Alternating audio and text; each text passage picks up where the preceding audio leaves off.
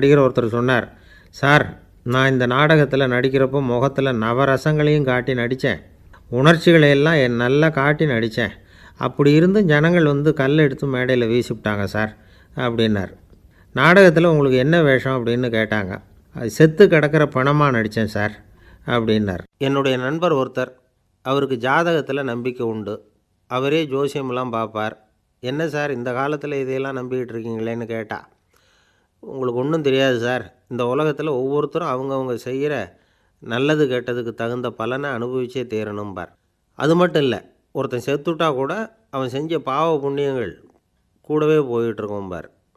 அது எப்படி கூட போகும் அப்படின்னு குதர்க்கமாக கேட்டால், அதுக்கு அவர் ஒரு கதை சொன்னார். அது ரொம்ப சுவாரஸ்யமாக இருந்தது. ஒரு ஊரில் ஒருத்தர் இருந்தாராம். அவர் ஜோசியம் பார்க்குறதுல ரொம்ப கெட்டிக்காரரு. ஒருத்தருடைய தலைமுடியை மட்டும் அவர்கிட்ட காட்டினா போதும், அதை மட்டும் பார்த்துட்டு அவருடைய ஜாதகத்தையே சொல்லிவிடுவாராம். அப்பேற்பட்ட திறமை. அந்த ஆள் ஒரு சமயம் கன்னியாகுமரி கடற்கரைக்கு போயிருந்துருக்கிறார். அங்கே கரை ஓரமாக ஒரு மண்டை ஓடு கிடந்திருக்கு. அதை எடுத்து பார்த்துருக்கிறார். அந்த மண்டை ஓட்டை வச்சுக்கிட்டே அதோடய ஜாதகத்தை அலசியிருக்கிறார். இந்த மண்டை ஓட்டுக்கு உரிய ஆசாமி வாழ்க்கையில் ரொம்ப கஷ்டப்பட்டுருக்கிறான், நிறைய கஷ்டத்தை அனுபவிச்சிருக்கிறான், அது தாங்க முடியாமல் தான் கடலில் விழுந்து தற்கொலை பண்ணிகிட்ருக்கான் அப்படிங்கிறத அவர் கணிச்சுட்டார். இருந்தாலும் இந்த மண்டை ஓடு இன்னமும் அனுபவிக்க வேண்டியது பாக்கி இருக்குது அப்படிங்கிறதையும் அவர் உணர்றார். அது சரி, ஒருத்தன் வந்து உயிரோடு இருக்கிற வரைக்கும் தானே நல்லது கெட்டதை அனுபவிக்க முடியும். செத்ததுக்கு அப்புறமும் பாக்கி இருக்குன்னா அதை எப்படி அனுபவிக்கிறது? இந்த மண்டை ஓட்டுக்கு இன்னும் கொஞ்சம் பாக்கி இருக்குது அப்படிங்கிறது அவருக்கு புரிஞ்சதே தவிர அதோட அர்த்தம் என்னங்கிறது அவருக்கு சரியாக விளங்கலை. சரி, இதை இன்னும் கொஞ்சம் விவரமாக ஆராய்ச்சி பண்ணி பார்ப்போம் அப்படின்னு நினச்சிக்கிட்டு அதை தன்னுடைய வீட்டுக்கு எடுத்துகிட்டு போயிட்டார். அந்த மண்டை ஓட்டை ஒரு பொட்டியில் வச்சு பூட்டினார். தன்னுடைய தனி அறையில் அதை பத்திரமா வச்சுக்கிட்டார். தினமும் ராத்திரி ஆனதும் தன்னுடைய மனைவியை பார்த்து, நீ போய் பூஜை அறையில் தனியாக படுத்துக்கோ அப்படின்னு சொல்லிவிட்டு, இவர் தினம் ராத்திரி 12 மணிக்கு பொட்டியை திறந்து அதை பார்ப்பார். மண்டை ஓடு அப்படியே இருந்ததே தவிர இன்னும் கொஞ்சம் பாக்கி இருக்குங்கிறதுக்கு அர்த்தம் அவருக்கு விளங்கலை. அந்த மண்டை ஓட்டுக்கு இன்னும் என்ன பாக்கி இருக்க போகுது? இப்படியே ஒரு 10 நாள் போச்சு. அந்த வீட்டம்மாவுக்கு சந்தேகம் வந்துட்டுது. நம்ம வீட்டுக்காரர் நம்மளை தனியாக ஏன் தூங்க சொல்கிறார் அப்படிங்கிற சந்தேகம். உடனே பக்கத்து வீட்டு அம்மாக்கிட்ட விஷயத்தை சொல்லியிருக்கிறாங்க. அந்த அம்மா உடனே, நீ கவலைப்படாத, நான் கண்டுபிடிச்சி சொல்கிறேன்னு சொல்லிவிட்டாங்களாம். அன்றைக்கி ராத்திரியே ஜன்னல் வழியாக எட்டி பார்த்துருக்குறாங்க. இந்த ஆள் மண்டை ஓட்டை கையில் வச்சுக்கிட்டு அதை திருப்பி திருப்பி அப்படியும் இப்படியும் பார்த்துக்கிட்டு இருந்தது தெரிஞ்சுட்டுது. மறுநாள் காலையில் அவரோட மனைவியை பார்த்தாங்க. ஏம்மா, உன் வீட்டுக்காரருக்கு நீ முதல் மனைவியா 2வது மனைவியா அப்படின்னு கேட்டாங்க. எனக்கு தெரிஞ்ச வரைக்கும் நான் ஒருத்தி தான் அவருடைய மனைவின்னாங்க.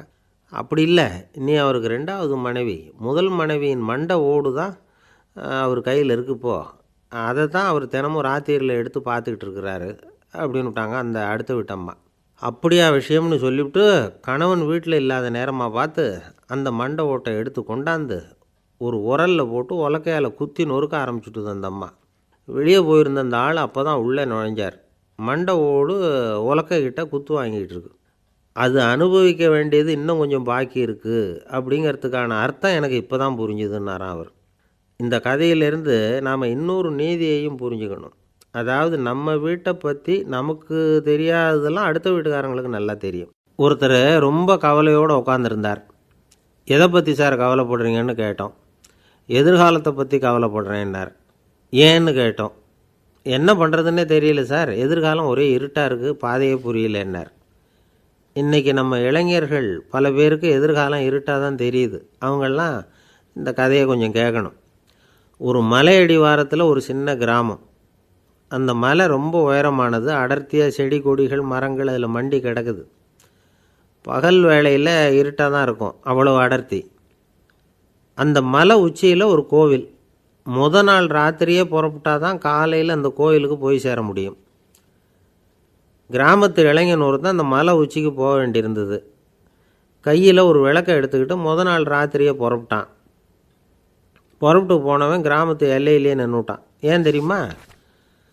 அவன் கையில் இருந்த விளக்கோட வெளிச்சம் 10 அடி தூரத்துக்கு தான் தெரியுது. அது வரைக்கும் தான் பாதை தெளிவாக இருக்குது. அதுக்கு அப்பாலெல்லாம் ஒரே இருட்டாக இருக்குது, பாதை புரியல.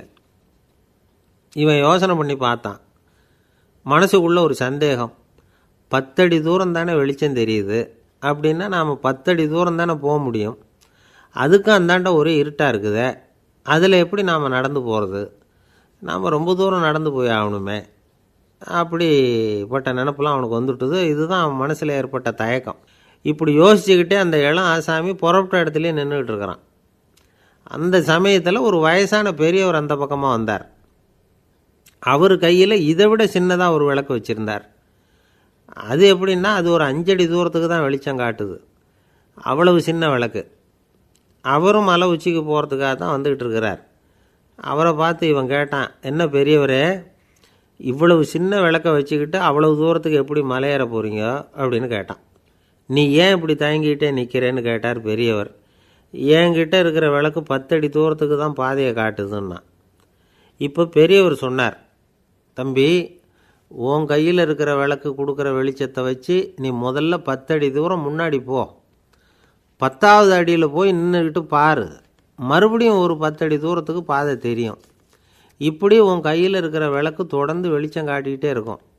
நீ முன்னேற முன்னேற அந்த வெளிச்சமும் முன்னேறும். அதனால் எத்தனை கிலோமீட்டர் தூரம் வேணும்னாலும் நீ இந்த 10 அடி தூரம் வெளிச்சத்தை வச்சுக்கிட்டே நீ போயிடலாம், புறப்படு அப்படின்னார். இப்போ தான் அந்த பெரியவர் சொன்னது இளைஞனுக்கு பளிச்சுன்னு புரிஞ்சுதான். உடனே உற்சாகமாக புறப்பட்டான், உச்சிக்கு போய் சேர்ந்தான். இந்த கதையிலேருந்து நாம் புரிஞ்சிக்க வேண்டியது என்ன தெரியுமா? நீண்ட கால திட்டம் ஒன்று போடும் பொழுது நமக்கு முன்னாடி இருக்கிறத மறந்துட்டு மனசை போட்டு குழப்பிக்கக்கூடாது. உங்கள் கையில் என்ன இருக்கோ அதுலேயே உங்கள் எதிர்காலம் மறைஞ்சிருக்குது. கண் முன்னாடி தெரியறத வச்சு ஆரம்பிங்க, போக போக வழி தானாக புலப்படும் அப்படிங்கிறார் ஒரு பெரியவர். பெரிய பயணங்களையெல்லாம் இப்படி தான் நடத்த வேண்டியிருக்கும். ஒவ்வொரு அடியாக எடுத்து வச்சா ஓடி போய் சேர்ந்து விடலாம். மலைச்சி போய் நின்றுட்டா நின்றுக்கிட்டே இருக்க வேண்டியது தான். நம்ம ஆள்லாம் ரொம்ப மோசமாக இருக்கிறாங்க. ஒருத்தன் அப்படி தான் நீண்ட தூர பிரயாணம் ஒன்று புறப்பட்டான். ரயில் போய்கிட்டே இருந்தது. கொஞ்சம் தூரம் போச்சு, பாதி வழியில் கையில் வச்சுருந்த டிக்கெட்டை காற்றுல விட்டுட்டான். ஐயோ, என் டிக்கெட்டு போயிட்டுதே அப்படின்னு கத்த ஆரம்பிச்சிட்டான். பக்கத்தில் இருந்த பெரியவர் அவனை பார்த்து பரிதாபப்பட்டு, கவலைப்படாத தம்பி, போனால் போகுது, வேறு டிக்கெட் வாங்கிக்கலாம் அப்படின்னு ஆறுதல் சொன்னார். அதுக்கு அவன் சொல்கிறான், சார், நான் அதுக்காக அழலை, அந்த டிக்கெட்டு கிடைச்சா தானே நான் எந்த ஊருக்கு போகணுங்கிறது எனக்கு தெரியும் அப்படிங்கிறான். ஒரு ஊரில் ஒரு ஆள் இருந்தான். அவனுக்கு ஒரே ஒரு மகள். அவளை நல்ல இடத்துல கட்டி கொடுக்கணும்னு ஆசைப்பட்டான். அதுக்காக மாப்பிள்ளை தேடிக்கிட்டு இருந்தான். அவன் கொஞ்சம் வசதியான ஆள், அதனால் நிறைய பேர் வந்தாங்க. இருந்தாலும் ஒரு நல்ல குணமுள்ள மாப்பிள்ளையாக இருக்கணும் அவன் எதிர்பார்த்தான். அப்படி இருக்கணும்னு தொடர்ந்து முயற்சி பண்ணான். கடைசியாக ஒரு 3 பேர் கிடைச்சாங்க. அந்த 3 பேரில் யாரை தேர்ந்தெடுக்கிறது? இதுதான் அவனுக்கு வந்த குழப்பம். இந்த நிலைமையில் ஒரு பெரியவரை தேடி போனான். அவர்கிட்ட தன்னுடைய பிரச்சனையை சொன்னான். அவர் கொஞ்சம் யோசனை பண்ணார். அதுக்கப்புறம் 3 பேரையும் கூப்பிட்டார். இதை பாருங்கப்பா, உங்கள் 3 பேருக்கும் 3 மாத கால அவகாசம் தர்றேன். நீங்கள் இப்போ போகலாம். 3 மாதம் கழித்து திரும்பி வரலாம். அப்படி வரும்பொழுது இந்த 3 மாத காலத்தில் நீங்கள் செஞ்ச நல்ல காரியம் ஏதாவது ஒன்று சொல்லணும். அதை வச்சு உங்களில் ஒருத்தரை நாங்கள் தேர்ந்தெடுத்துக்கிறோம் அப்படின்னு சொன்னாராம். 3 பேரும் சரின்னு சொல்லிவிட்டு திரும்பி போயிட்டாங்க. 3 மாதம் ஆச்சு. அதுக்கப்புறம் ஒரு நாள் திரும்பி வந்தாங்க. அவர் அவங்கள கூப்பிட்டு உட்கார வச்சார். அப்புறம் கேட்டார், இப்போ சொல்லுங்கள், இந்த 3 மாத காலத்தில் நீங்கள் செஞ்சுருக்கிற ஏதாவது ஒரு நல்ல காரியத்தை சொல்லுங்கள் அப்படின்னார். முதல்ல ஒருத்தன் எழுந்திரிச்சு நின்னான். ஐயா, எங்கள் அப்பா இறந்த பிறகு அவரோட கணக்கு வழக்குகளை எடுத்து பார்த்துக்கிட்டு இருந்தேன். அவர் ஒரு வியாபாரிகிட்ட 10,000 ரூபா கடன் வாங்கியிருக்கிறதாக எழுதியிருந்தார். அந்த வியாபாரியும் இப்போ உயிரோடு இல்லை. இருந்தாலும் அந்த வியாபாரியோட மகனை தேடி கண்டுபிடிச்சேன். கணக்கு புத்தகத்தை காட்டினேன். உங்கள் அப்பா கிட்ட 10,000 ரூபா கடன் வாங்கியிருக்கிறதாக இதை எழுதியிருக்கிறார். அதனால் அதை திருப்பி கொடுக்கறதுக்காக வந்திருக்கிறேன். இந்தாங்க அந்த பணம் அப்படின்னு சொல்லி கொடுத்துட்டு வந்துட்டேன் அப்படின்னு நானாம். இதை பெரியவர் கவனமாக கேட்டுக்கிட்டார். அதுக்கப்புறம் 2வது இளைஞன் எழுந்திரிச்சான். ஐயா, நான் போன மாதம் ஒரு நாள் ராத்திரி வேளையில் ஒரு காட்டுப்பாதை வழியாக எங்கள் ஊருக்கு போய்கிட்டு இருந்தேன். அந்த சமயத்தில் அந்த வழியாக வந்துக்கிட்டு இருந்த ஒரு வழிப்போக்கர்கிட்ட 4-5 திருடர்கள் வம்பு வளர்த்து அவர்கிட்ட இருந்த பொருளையெல்லாம் கொள்ளையடிச்சிக்கிட்டு இருந்தாங்க. நான் உடனே ஒரு குச்சியை எடுத்துகிட்டு ஓடினேன். அந்த திருடர்களை அடித்து விரட்டினேன். பொருளையெல்லாம் மீட்டு அந்த வழிப்போக்கர்கிட்ட ஒப்படைச்சேன். அவரை பத்திரமா அழைச்சிக்கிட்டு போய் அவர் வீட்டில் விட்டுட்டு வந்தேன் அப்படின்னு நானும். இதையும் பெரியவர் கவனமாக கேட்டுக்கிட்டார். அடுத்தபடியாக 3வது இளைஞன் எழுந்திரிச்சான். ஐயா, போன மாதம் ஒரு நாள் நான் ஒரு மலைப்பாதை வழியாக போய்கிட்டு இருந்தேன். மலைப்பாதை விளிம்பில் ஒரு மதகு கட்டை, அது மேலே ஒரு ஆள் படுத்து தூங்கிட்டு இருந்தான். அந்த பக்கம் தவறி உருண்டு விழுந்திருந்தான்னா அதில் பாதாளம். மலையடி வாரத்தில் போய் தான் விழணும், அவ்வளவு பள்ளம். அது தெரியாமல் அவன் பாட்டுக்கு தூங்கிட்டு இருந்தான். நான் உடனே அவன்கிட்ட ஓடி போய் குனிஞ்சு அவன் முகத்தை பார்த்தேன். அப்போ தான் புரிஞ்சுது, அவன் ஏற்கனவே எனக்கு தெரியும். அவனை எனக்கு நிறைய கெடுதல் பண்ணியிருக்கிறான், இடைஞ்சல் கொடுத்தவன். இருந்தாலும் ஐயோ பாவம்னு நினச்சி அவனை எழுப்பி பாதுகாப்பாக வேறு ஒரு இடத்துல படுக்க வச்சுட்டு வந்தேன் அப்படின்னு நானாம். பெரியவர் இதையும் கேட்டுக்கிட்டார். அதுக்கப்புறம் அவங்க 3 பேரையும் பார்த்து, நீங்கள் போகலாம், நாங்கள் யோசித்து முடிவு பண்ணி உங்களுக்கு சொல்லி அனுப்புகிறோம் அப்படின்னாராம். அந்த இளைஞர்கள் புறப்பட்டு போயிட்டாங்க. அதுக்கப்புறம் அந்த பெண்ணோட அப்பாவை பார்த்து சொன்னார், இந்த 3 பேருமே நல்ல பிள்ளைங்க தான், அதில் ஒன்றும் சந்தேகம் இல்லை. இருந்தாலும் இந்த 3 பேர் செஞ்ச செயல்களையும் ஒப்பிட்டு பார்க்க வேண்டியிருக்கு. முதல் இளைஞன் நேர்மைக்கு எடுத்துக்காட்டாக விளங்குறான். இந்த காலத்தில் இது மாதிரி இளைஞர்களை பார்க்குறது ரொம்ப கஷ்டம்தான். இருந்தாலும் அவன் கடமையை தான் செஞ்சான். 2வது இளைஞன் நல்ல வீரன், தைரியசாலி. ஒரு வீரன் எதை செய்யணுமோ அதைத்தான் இவன் செஞ்சான். இவன் ஒரு லட்சிய மனிதன். 3வது இளைஞன் தன்னுடைய பகைவனுக்கே உதவி செஞ்சுருக்கான். அவன் உயிரை காப்பாற்றியிருக்கிறான். பகைவனுக்கு அருள்வதுங்கிறது ஒரு சாதாரண மனுஷனால் செய்யக்கூடிய காரியம் இல்லை. பகையை மறக்கிறதும் பகைவனுக்கு அருள்வதும் தெய்வீக பண்புகள். அதனால் இவனையே உன்னுடைய மகளுக்கு ஏற்ற மாப்பிள்ளையாக தேர்ந்தெடுக்கலாம் அப்படின்னு சொன்னாங்களாம். ஒரு நல்ல நாளில் அவங்களுக்கு திருமணம் நல்ல விதமாக நடந்து முடிஞ்சுதான்.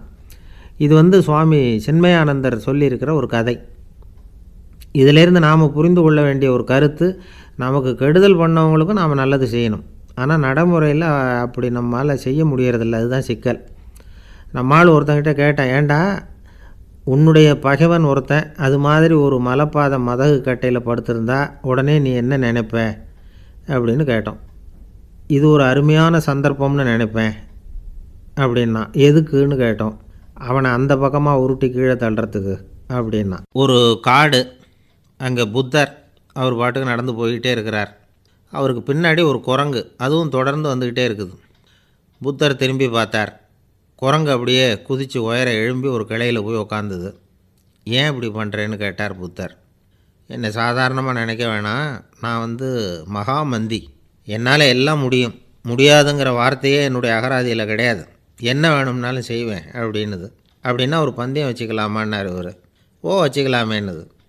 வேறு ஒன்றும் இல்லை, இப்போ நீ மேலே எழும்பி அந்த கிளையில் உட்காந்தது மாதிரி அங்கேருந்து தாவி என் உள்ளங்கையில் உட்காரணும், அவ்வளவுதான் அப்படின்னார். அப்படி உட்காந்துட்டா என்ன பரிசு அப்படின்னு கேட்டது அது. சொர்க்கத்தில் இருக்கிற மாமன்னன் மரகத சக்கரவர்த்தியை என்னோட இருக்கும்படியாக கூப்பிட்டுக்கிறேன். அந்த சமயத்தில் அவருடைய அரியணை அங்கே காலியாகிடும், நீ அதில் போய் உட்காந்துக்கலாம். பந்தயத்தில் தோத்துட்டா ஒரு கல்ப காலம் இந்த பூமியில் வாழ வேண்டியிருக்கும், அதுக்கு பிறகு தான் என்கிட்ட வர முடியும், என்ன சொல்கிற அப்படின்னார். குரங்குக்கு தாவறது ஒரு பெரிய காரியமா? இது எனக்கு ரொம்ப சாதாரண விஷயம், என்ன இப்போவே தாவட்டுமா அப்படின்னுது. சரின்னு சொல்லி உள்ளங்கையை நீட்டினார். அவருடைய கை தாமரை இலை அளவுக்கு அப்படியே விரிஞ்சுது. குரங்கு சௌகரியமாக உட்கார்றதுக்காக. குரங்கு தாவறதுக்கு தயாராச்சு. அதுக்கு முன்னாடி ஒரு சின்ன யோசனை. அதுக்கு இந்த கிளையிலேருந்து அந்த கைக்கு தாவறது எனக்கு ரொம்ப அற்பமான ஒரு வேலை, இது ரொம்ப சாதாரணம், என்னுடைய கௌரவத்துக்கு இது சரியாக இருக்காது. அதனால் நான் என்ன பண்ண போகிறேன்னா, இங்கேருந்து கிளையிலேருந்து அப்படியே உயர எழும்ப போகிறேன். எழும்பி மேல் உலகம் போய் அங்கே ஒரு சுற்றிவிட்டு அதுக்கப்புறம் அங்கேருந்து நேராக இந்த கையில் உட்கார போகிறேன் அப்படின்னு நினச்சிது. என்ன யோசிக்கிற அப்படின்னார் புத்தர். ஒன்றும் இல்லை, இந்த பாயிரம் பார் அப்படின்னு சொல்லி தாவி உயர போயிட்டுது. கொஞ்சம் நேரத்தில் வான உலகத்துக்கே போய் சேர்ந்துட்டுது. அங்கே போய் பார்த்தா அங்கே ஒரு 5 பளிங்கு தூண்கள் இளம் சிவப்பு நிறத்தில் நின்றுக்கிட்டு இருக்குது. குரங்கு நினச்சிக்கிட்டது, புத்தர்கிட்ட போய் இந்த பளிங்கு தூண்களை பார்த்தோம்னு சொன்னால் அப்படியே திகைச்சி போயிடுவார், இந்த தூணில் ஏதாவது அடையாளம் செஞ்சுட்டு போகணும் அப்படின்னு அந்த இடத்துல மிதந்துக்கிட்டே நினச்சிது. உடனே ஒரு தூணில் எழுதிச்சு. என்ன எழுதிச்சுன்னா, ஒரு மகா ஞானி இங்கே வந்துட்டு போகிறார் அப்படின்னு எழுதிச்சு. எழுதிவிட்டு அப்படியே கீழே தாவி புத்தரோட உள்ளங்கையில் உட்காந்துது. எப்படி பார்த்தீங்களா என்னுடைய வேலை? வான உலகத்துக்கே போய் அங்கே இருக்கிற 5 பளிங்கு தூண்களை பார்த்துட்டு அதில் நான் வந்த விவரத்தை எழுதி வச்சுட்டு அதுக்கப்புறம் இங்கே வந்திருக்கிறேன் அப்படின்னுது ரொம்ப பெருமையாக. அப்படியா அப்படின்னார் புத்தர். ஆமாம், சந்தேகமாக இருந்தால் வாங்க அழைச்சிட்டு போய் காட்டுறேன் அப்படின்னுது அந்த குரங்கு. அதுக்கு தேவையில்லை, அப்படியே கொஞ்சம் கீழே குனிஞ்சு பார்த்து தெரியும் அப்படின்னார் புத்தர். அங்கே பார்த்தா புத்தரோட உள்ளங்கை தெரிஞ்சுது. நல்லா உத்து பார்த்துது. அவரோட ஒரு விரலில் அது எழுதிய வாசகம் தெரிஞ்சுது. குரங்கு யோசனை பண்ணிச்சு, அப்படின்னா வானத்தில் நான் பார்த்தது புத்தரோட விரல்களா அப்படின்னு யோசிச்சுது. இதை புரிஞ்சுக்கிட்ட உடனே அந்த குரங்கோட கர்வம் அழிஞ்சு போச்சான். நம்ம மனசு தான் இந்த குரங்கு. மனம்ங்கிறதும் ஆணவங்கிறதும் ஒரு நாணயத்தின் ரெண்டு பக்கங்கள். மனம் உள்ளவரை ஆணவமும் இருக்கும்.